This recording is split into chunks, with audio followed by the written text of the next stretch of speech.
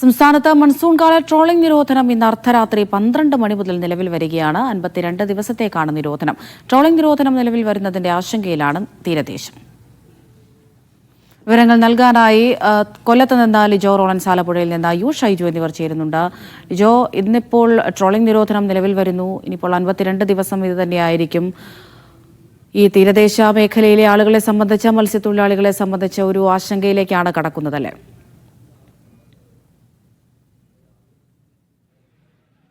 അമൃത, ശക്തികുളങ്ങര ഹാർബറിലാണ് ഞാനിപ്പോൾ ഉള്ളത്. നേരത്തെ തന്നെ മത്സ്യ ലഭ്യത വളരെ കുറവായിരുന്നു. മഴയും ഒപ്പം തന്നെ കപ്പൽ മറിഞ്ഞ് കണ്ടെയ്നറൊക്കെ പോയതിനു ശേഷമുള്ള ഒരു പ്രശ്നം. ഇവിടെ മത്സ്യബന്ധന മേഖല പ്രശ്നം അനുഭവിക്കുന്നതിൻ്റെ ഒപ്പം തന്നെ ഈ ട്രോളിംഗ് ആരംഭിക്കുമ്പോൾ ആളുകൾക്ക്, അതായത് മത്സ്യബന്ധന മേഖല അനുഭവിക്കുന്ന മറ്റൊരു പ്രധാനപ്പെട്ട വിഷയമാണ് നമ്മളിപ്പോൾ ഈ ദൃശ്യങ്ങളിൽ കാണുന്നത്.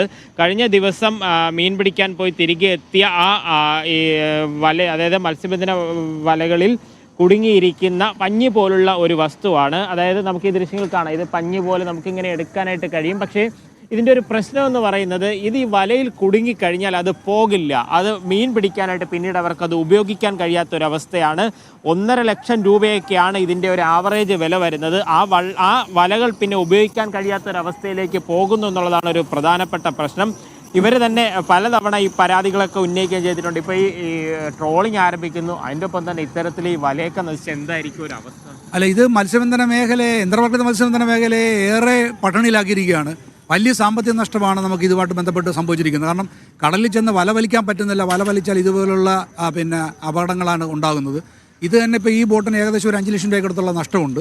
അപ്പോൾ നമ്മൾ വല പിന്നീട് ഉപയോഗിക്കാൻ പറ്റില്ല, ഇതുപോലെ ഉപയോഗിക്കാൻ പറ്റില്ല. കാരണം അത് ഇതിനകത്ത് ഇങ്ങനെ ഈ കണ്ണിയിൽ പിടിച്ചു നിൽക്കുന്നതുകൊണ്ട് ഈ വെള്ളം ഇതിനകത്ത് നിന്ന് അരിഞ്ഞു പോകത്തില്ല. വെള്ളം അരിഞ്ഞു പോയാലേ ഇത് വല മുന്നോട്ട് വലിഞ്ഞു പോകത്തുള്ളൂ. അപ്പോൾ കപ്പൽ മുങ്ങിയതിന് ശേഷമാണ് ഇത്തരത്തിൽ കപ്പൽ മുങ്ങിയതിന് ശേഷമാണ് ഈ അപകടം ഉണ്ടാകുന്നത്. ഇതിനു മുമ്പ് നമ്മുടെ കടലിൽ ഇങ്ങനെയല്ല, വല വലിച്ചാൽ വളരെ ഫ്രീ ആയിട്ട് വരുന്നതാണ്. കപ്പലിനകത്ത് കൊണ്ടുപോയി എന്തോ പഞ്ഞിയുടെ അംശമാണ് ഇത് കടൽ മൊത്തം ഉണ്ട്. നിരവധിയായ ബോട്ടുകൾക്ക് ഇത്തരത്തിലുള്ള അപകടങ്ങൾ സംഭവിച്ചുകൊണ്ടിരിക്കുകയാണ്. മേഖല പട്ടിണിയിലാണ്.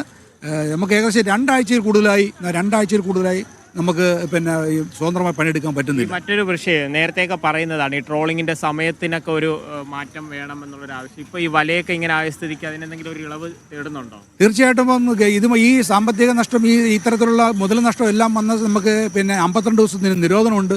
മത്സ്യബന്ധന മേഖല പട്ടിണിയിലാണ്. യന്ത്രവൽകൃത മത്സ്യബന്ധന മേഖല ഏറെ പട്ടിണിയിലാണ്. അപ്പോൾ 1000 രൂപയും 6 കിലോ അരിയും തന്നാലൊന്നും മത്സ്യബന്ധന മേഖലയുടെ പ്രശ്നങ്ങൾ പരിഹരിക്കത്തില്ല. ഈ നമുക്ക് വന്ന നഷ്ടത്തിന് ഇതിന് പരിഹാരം ഉണ്ടാകാനായിട്ട് ഗവൺമെൻറ് ഈ ട്രോളിംഗ് നിരോധന കാലയളവിൽ അവസാനം വരുന്ന 10 ദിവസം ഒരു ഇളവ് അനുവദിച്ചു തന്നാൽ ഈ മേഖലയ്ക്ക് അതൊരു ആശ്വാസമാകും. അങ്ങനെ ഞങ്ങൾ പ്രതീക്ഷിക്കുന്നു. തീർച്ചയായും ഗവൺമെൻറ്റിൻ്റെ ഭാഗത്ത് അങ്ങനെ നിലപാടുണ്ടാവണമെന്നാണ് നമ്മൾ ഇത് ആവശ്യപ്പെടുന്നത്. അമൃത, ഇവരൊരു പ്രശ്നം എന്ന് പറഞ്ഞാൽ ലഭ്യത കുറവായിരുന്നു. അതിനുശേഷം ഇന്ന് വന്ന് നോക്കുന്ന സമയത്ത് മീൻ കയറിയിട്ടുണ്ട്. പക്ഷേ അർദ്ധരാത്രി മുതൽ വീണ്ടും ട്രോളിംഗ് നിരോധനം ആരംഭിക്കുമ്പോൾ എന്താകും അടുത്ത് ഉണ്ടാവുക എന്നുള്ളതാണ് ഇവർ അനുഭവിക്കുന്ന ഒരു പ്രധാനപ്പെട്ട വിഷയം. ലക്ഷങ്ങളുടെ നഷ്ടമുണ്ടാകുന്നു. ഒപ്പം തന്നെ 52 ദിവസത്തെ ട്രോളിംഗ് നിരോധനത്തിലേക്ക് പോകുമ്പോൾ ഇനി എന്ത്? അവർ പറയുന്ന കണക്ക് റേഷനും മറ്റുമൊക്കെ നൽകുമെന്ന് പറയുമ്പോൾ അത് കൃത്യമായ സമയങ്ങളിൽ ലഭ്യമാക്കിയാൽ മാത്രമേ അതുകൊണ്ട് ഇവർക്കും എന്തെങ്കിലും പ്രയോജനം ഉണ്ടാകൂ എന്നുള്ളതാണ് ഈ മേഖലയുമായി ബന്ധപ്പെട്ട് നിൽക്കുന്ന ആളുകൾ പറയുന്നത്. അമൃത.